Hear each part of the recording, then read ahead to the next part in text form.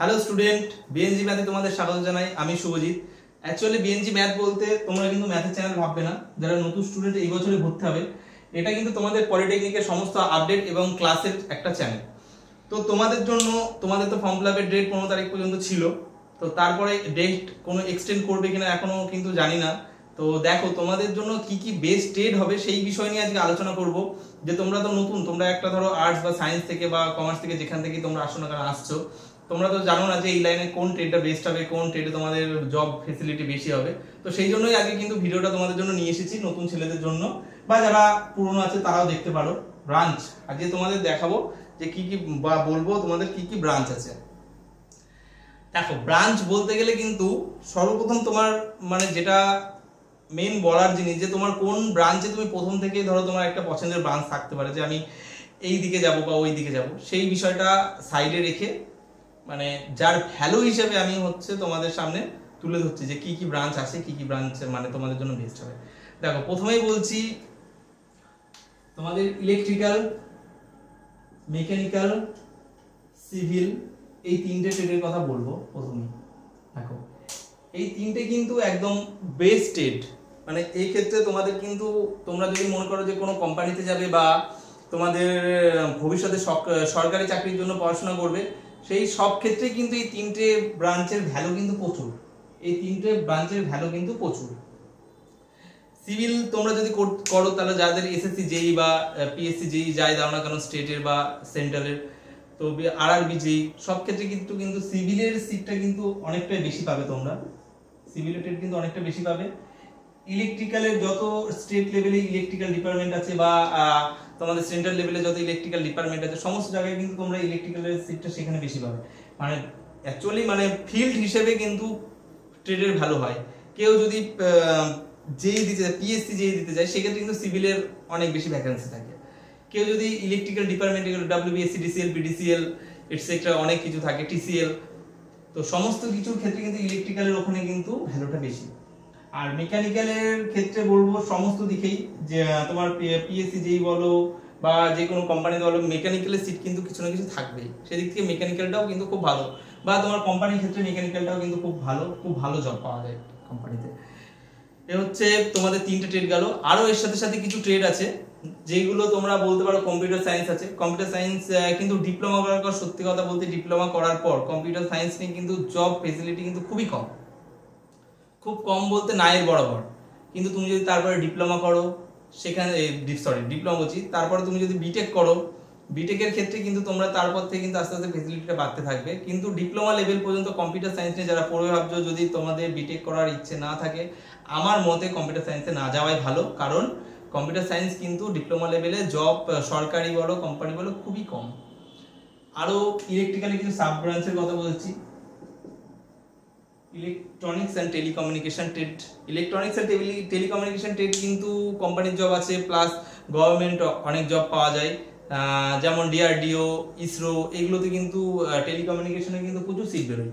সেক্ষেত্রে তোমরা কিন্তু সেখান থেকে একটা ফেসিলিটি পাবে। আর তারপরে যদি মেকানিক্যালের সাবটেট বলি, অটোমোবাইল আসে। অটোমোবাইল বা অটোমোবিল যাই বলো না কেন, তো অটোমোবাইল বা অটোমোবাইল দুটি ট্রেড আছে, একটি ট্রেড এটা। তাছাড়া প্রোডাকশন ইঞ্জিনিয়ারিং অনেক কিছু আছে, আমি জাস্ট এটা নিয়ে বলছি। অটোমোবাইল ট্রেডটা কিন্তু মেকানিক্যালের সাবটেট, কিন্তু এটা কোম্পানির জন্য কিন্তু খুব ভালো। এই ট্রেডটি তুমি পেয়ে যাবে রানাঘাট পলিটেকনিকে। রানাঘাট পলিটেকনিকে যারা নদিয়া জেলা বা নদিয়া জেলা আশেপাশে আছে, তারা কিন্তু রানাঘাট পলিটেকনিকে পেয়ে যাবে। খুব ভালো ভালো স্যার আছে। অটোমোবাইলটা করলে তোমার কোম্পানির জবে কোনো অসুবিধা হবে না। এই কলেজ থেকে কিন্তু তোমরা কোম্পানির জব অ্যাভেলেবেল পেয়ে যাবে। কলেজ থেকে ভালো প্লেসমেন্ট দেয় অটোমোবাইল।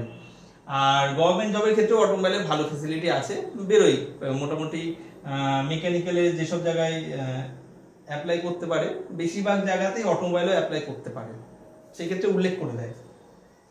সিভিলের সাব ব্রাঞ্চের কথা বলি। সিভিলের সাব ব্রাঞ্চ হচ্ছে তোমার সার্ভেয়ার বলে একটা হচ্ছে ডিপ্লোমার একটা ব্রাঞ্চ আছে, যেখানে কিন্তু তোমরা সিভিলের সাব, ওটা কিন্তু সিভিলের সাব হচ্ছে ব্রাঞ্চ।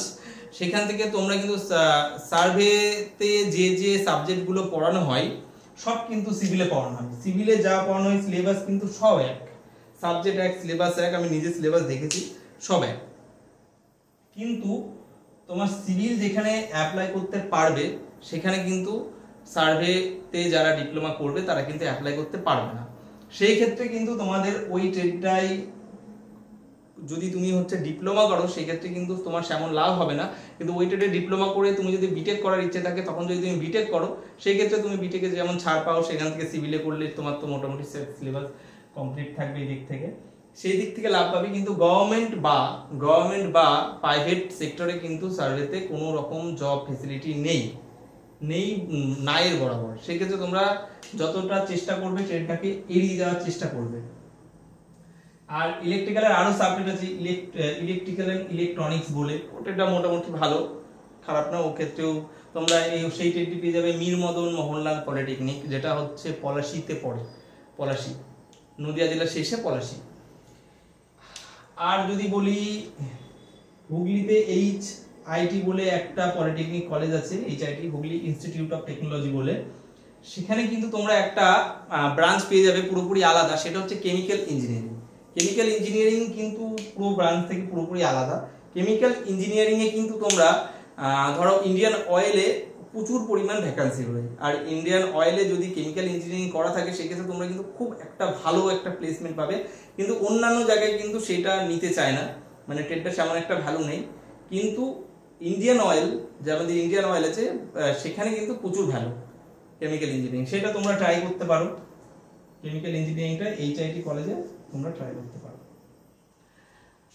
তো এই কটা ট্রেড ছিল আমাদের কমন ট্রেড, যেগুলোতে তোমরা করলে বেশ কিছু ভালো দিক আছে, কিছু খারাপ দিক আছে। আমাদের খারাপ দিকগুলো তোমাদেরকে আমি বললাম, যাতে তোমরা জেনে শুনেও, যাদের ধরো মনে করো যে সরকারি চাকরি করবে তারা সেরকম বুঝে করবে, যারা মনে করবে প্রাইভেটের দিকে যাবে সেরকম বুঝে করবে। বাদ বাকিগুলো এড়িয়ে চললে বা কোনগুলোই গেলে কি ক্ষতি হতে পারে সেটাও আমি তোমাদের সামনে বললাম।